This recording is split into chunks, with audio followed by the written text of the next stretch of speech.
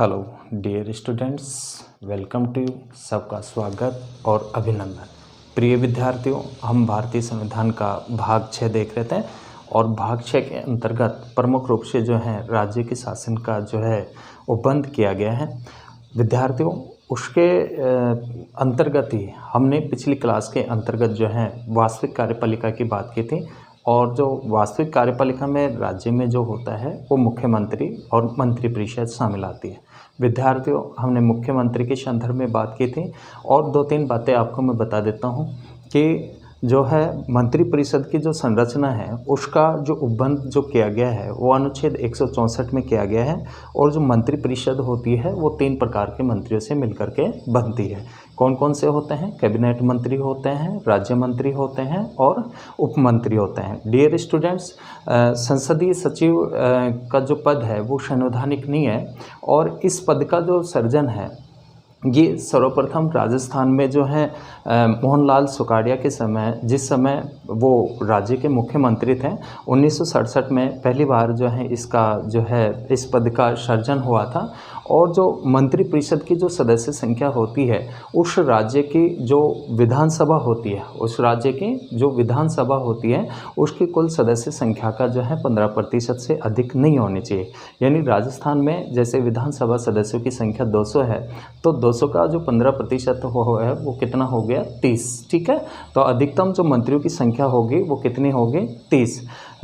और ये जो प्रावधान किया गया ये 91वें संविधान संशोधन के द्वारा जो अधिनियम था 2003 में, उसके द्वारा जो है ये इस बात का प्रावधान किया गया कि विधानसभा की कुल सदस्य संख्या का 15% से ज़्यादा नहीं होगी। इसके अलावा डियर स्टूडेंट्स, एक छाया मंत्रिमंडल होता है और छाया मंत्रिमंडल की जो प्रथा है प्रमुख रूप से ब्रिटेन में देखने को मिलती है, लेकिन हमारे यहाँ राजस्थान में भी जो है कि राज्य में पहली बार इस प्रकार की जो व्यवस्था हुई वो 13वीं विधानसभा के दौरान कि जो है प्रमुख जो विपक्षी दल के जो नेता थे, भाजपा में नेता पक्ष प्रतिपक्ष की जो नेता थी वसुंधरा राजे के नेतृत्व में छाया मंत्रिमंडल का क्या किया गया? गठन किया गया, जो कि मोस्टली रूप में सरकार की जो संस्थाएं होती हैं और उसके ऊपर जो है नियंत्रण स्थापित करने के लिए है इस प्रकार के मंत्रिमंडल का क्या किया जाता है? निर्माण किया जाता है, जिसको छाया मंत्रिमंडल बोलते हैं। डियर स्टूडेंट्स, उप मुख्यमंत्री की बात करें तो उप मुख्यमंत्री का जो पद है वो भी संवैधानिक नहीं है और उल्लेखित नहीं है संविधान में, और व्यवहारिक रूप से इस पद का जो सृजन होता है वो राजनीतिक कारणों से होता है। इसके अलावा जो है एक किचन कैबिनेट और होती है और किचन कैबिनेट के अंतर्गत जो है कि किचन कैबिनेट एक लघु निकाय होता है, छोटा निकाय होता है और यह शक्ति का जो है वास्तविक केंद्र होता है। किसका केंद्र होता है? शक्ति का वास्तविक केंद्र होता है।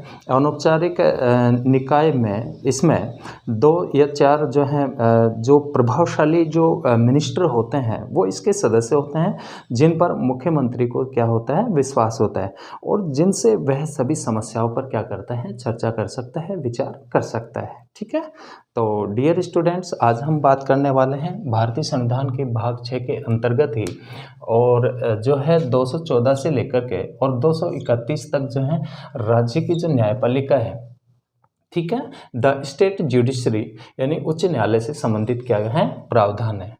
प्रिय विद्यार्थियों, राज्य की जो न्यायपालिका है वो उसमें उच्च न्यायालय और अधीनस्थ न्यायालय क्या होते हैं? शामिल होते हैं। कौन कौन से? उच्च न्यायालय व अधीनस्थ न्यायालय। डियर स्टूडेंट्स, आपको ध्यान रखना है कि भारत में जो है एकीकृत न्यायिक प्रणाली है और एकीकृत न्यायिक प्रणाली में जो है हमारी जो न्यायपालिका का जो गठन हुआ है वो पिरामिड की भांति हुआ है। किसकी भांति हुआ है?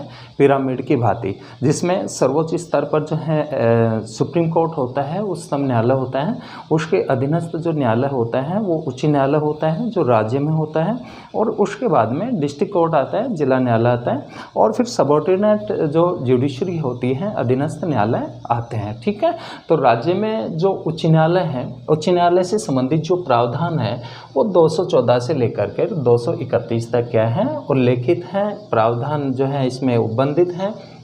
तो डियर स्टूडेंट्स, इसके बाद में अनुच्छेद जो 214 है, 214 के अंतर्गत कि प्रत्येक राज्य के लिए एक उच्च न्यायालय होगा, लेकिन जो 7वां संविधान संशोधन अधिनियम था 1956 में, 7वां संशोधन अधिनियम जो है कब पारित हुआ? 1956 में।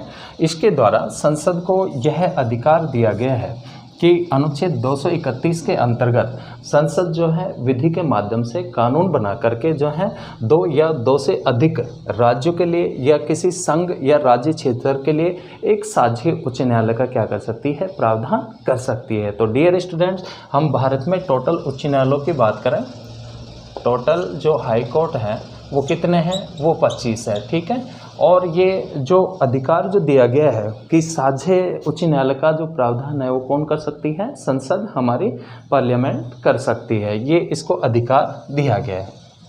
उसके बाद में जो है कि भारत में उच्च न्यायालय संस्था का सर्वप्रथम जो गठन हुआ हमारे भारत के अंतर्गत वो 1862 में। कब? 1862 में। कहाँ पर? कलकत्ता, मुंबई और मद्रास में हुआ था। कलकत्ता, मुंबई और मद्रास में कब हुआ सर्वप्रथम गठन? 1862 में, ठीक है। उसके बाद में जो है राजस्थान में, हमारे स्टेट की बात करें तो राजस्थान में उच्च न्यायालय के लिए 25 अगस्त 1949 को जो है एक अधिसूचना क्या होती है? जारी होती है। कब जारी होती है? 25 अगस्त 1949 को। उसके बाद में 29 अगस्त 1949 को जो है सर्वप्रथम राजस्थान में, हमारे यहाँ जोधपुर में, राजस्थान के कहाँ पे? जोधपुर में उच्च न्यायालय को क्या किया गया? स्थापित किया गया। किसको स्थापित किया गया? उच्च न्यायालय। कहाँ पे है? जोधपुर में, ठीक है। और इसकी जो खंडपीठ है वो कहाँ पे है? वो जयपुर में है। खंडपीठ कहाँ पे स्थित है? ये जयपुर में स्थित है, ठीक है।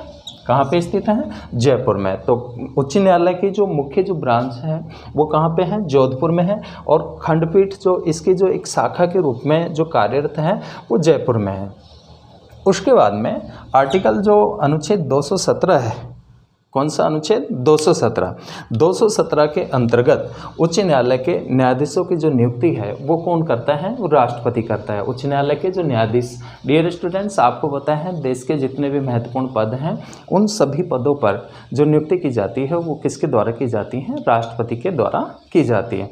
तो उच्च न्यायालय के जो मुख्य न्यायाधीश और अन्य न्यायाधीश होते हैं उनकी नियुक्ति भी कौन करता है?